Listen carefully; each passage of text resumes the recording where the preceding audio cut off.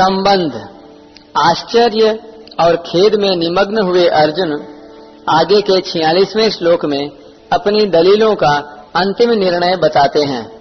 यदि माम प्रतीकार मशस्त्रं शास्त्रपाणयः धार्तराष्ट्रारणे हन्योस् तन्मे क्षेमतरं भवेत्। अगर ये हाथों में शस्त्र अस्त्र लिए हुए धृतराष्ट्र के पक्षपाती लोग युद्ध भूमि में सामना न करने वाले तथा शस्त्र रहित मेरे को मार भी दें तो वह मेरे लिए बड़ा ही हितकारक होगा।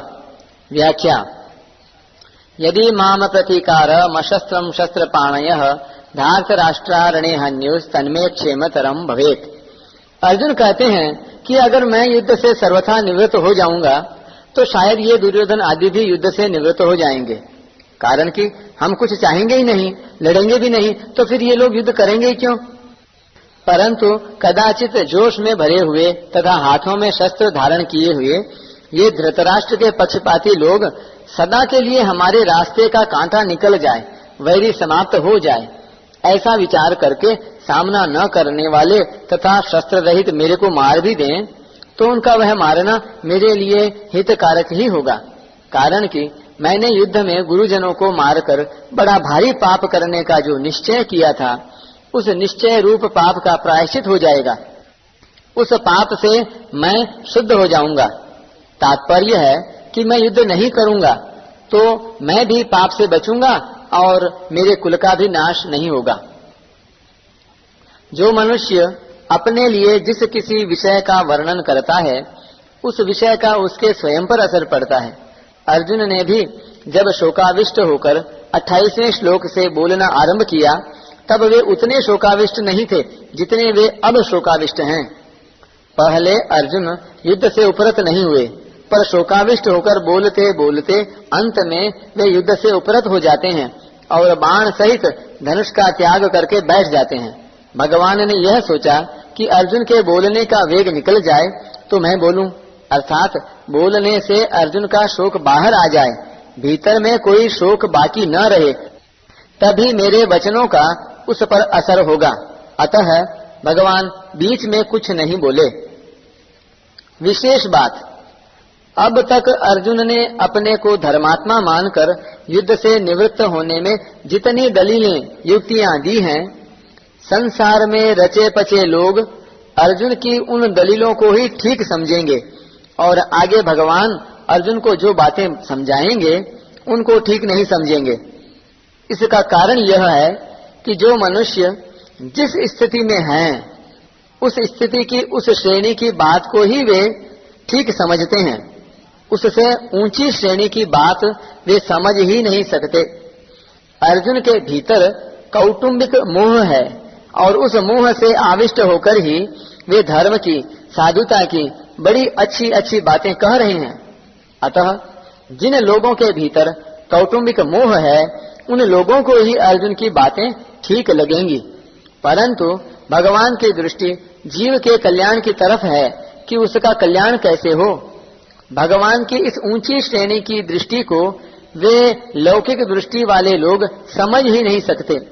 अतः वे भगवान की बातों को ठीक नहीं मानेंगे, प्रत्युत ऐसा मानेंगे कि अर्जुन के लिए युद्ध रूपी पाप से बचना बहुत ठीक था, पर भगवान ने उनको युद्ध में लगाकर ठीक नहीं किया। वास्तव में भगवान ने अर्जुन से युद्ध नहीं कराया है, प्रत्युत उनको अपने कर्तव्य का ज्ञान कराया है। युद्ध तो अर्जुन को कर्तव्य रूप से स्वतः प्राप्त हुआ था, अतः युद्ध का विचार तो अर्जुन का खुद का ही था। वे स्वयं ही युद्ध में प्रवृत्त हुए थे, तभी वे भगवान को निमंत्रण देकर लाए थे, परंतु उस विचार को अपनी बुद्धि से अनिष्ट कारक समझकर वे युद्ध से विमुख हो रहे थे, अर्थात अपने कर्तव्य के पालन से हट रहे थे। इस पर भगवान ने कहा कि यह जो तू युद्ध नहीं करना चाहता यह तेरा मोह है, अतः समय पर जो कर्तव्य स्वतः प्राप्त हुआ है उसका त्याग करना उचित नहीं है। कोई बद्री नारायण जा रहा था, परंतु रास्ते में उसे दिशा भ्रम हो गया, अर्थात उसने दक्षिण को उत्तर और उत्तर को दक्षिण समझ लिया। अतः वह बद्री नारायण की तरफ न चलकर उल्टा चलने लग गया। सामने से उसको एक आदमी मिल गया। उस आदमी ने पूछा कि भाई कहाँ जा रहे हो? वह बोला बद्री नारायण। वह आदमी बोला कि भाई बद्री नारायण इधर नहीं है, उधर है, आप तो उल्टे जा रहे हैं। अतः वह आदमी उसको बद्री नारायण भेजने वाला नहीं है, किंतु उसको दिशा का ज्ञान कराकर ठीक रास्ता बताने वाला है। ऐसे ही भगवान ने अर्जुन को अपने कर्तव्य का ज्ञान कराया है, युद्ध नहीं कराया है। स्वजनों को देखने से अर्जुन के मन में यह बात आई थी कि मैं युद्ध नहीं करूंगा, न योत्स्ये। पर भगवान का उपदेश सुनने पर अर्जुन ने ऐसा नहीं कहा कि मैं युद्ध नहीं करूंगा, किंतु ऐसा कहा कि मैं आपकी आज्ञा का पालन करूंगा। करिष्ये वचनं तव, अर्थात अपने कर्तव्य का पालन करूंगा। अर्जुन के इन वचनों से यही सिद्ध होता है कि भगवान ने अर्जुन को अपने कर्तव्य का ज्ञान कराया है। वास्तव में युद्ध होना अवश्यंभावी था, क्योंकि सबकी आयु समाप्त हो चुकी थी। इसको कोई भी टाल नहीं सकता था। स्वयं भगवान ने विश्वरूप दर्शन के समय अर्जुन से कहा है कि मैं बढ़ा हुआ काल हूँ और सबका संहार करने के लिए यहाँ आया हूँ। अतः तेरे युद्ध किए बिना भी ये विपक्ष में खड़े योद्धा लोग बचेंगे नहीं। इसलिए यह नरसंहार अवश्यंभावी होनहार ही था। यह नरसंहार अर्जुन युद्ध न करते तो भी होता। अगर अर्जुन युद्ध नहीं करते तो जिन्होंने माँ की आज्ञा से द्रौपदी के साथ अपने सहित 5 भाइयों का विवाह करना स्वीकार कर लिया था, वे युधिष्ठिर तो माँ की युद्ध करने की आज्ञा से युद्ध अवश्य करते ही। भीमसेन भी युद्ध से कभी पीछे नहीं हटते, क्योंकि उन्होंने कौरवों को मारने की प्रतिज्ञा कर रखी थी। द्रौपदी ने तो यहाँ तक कह दिया था कि अगर मेरे पति पांडव कौरवों से युद्ध नहीं करेंगे तो मेरे पिता द्रुपद, भाई धृष्टद्युम्न और मेरे 5 पुत्र तथा अभिमन्यु कौरवों से युद्ध करेंगे।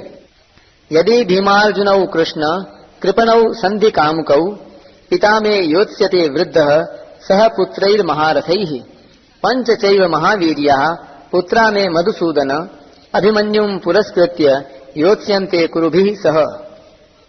इस तरह ऐसे कई कारण थे जिससे युद्ध को टालना संभव नहीं था। होनहार को रोकना मनुष्य के हाथ की बात नहीं है, परंतु अपने कर्तव्य का पालन करके मनुष्य अपना उद्धार कर सकता है और कर्तव्यच्युत होकर अपना पतन कर सकता है। तात्पर्य है कि मनुष्य अपना इष्ट अनिष्ट करने में स्वतंत्र है। इसलिए भगवान ने अर्जुन को कर्तव्य का ज्ञान कराकर मनुष्य मात्र को उपदेश दिया है कि उसे शास्त्र की आज्ञा के अनुसार अपने कर्तव्य के पालन में तत्पर रहना चाहिए, उससे कभी च्युत नहीं होना चाहिए।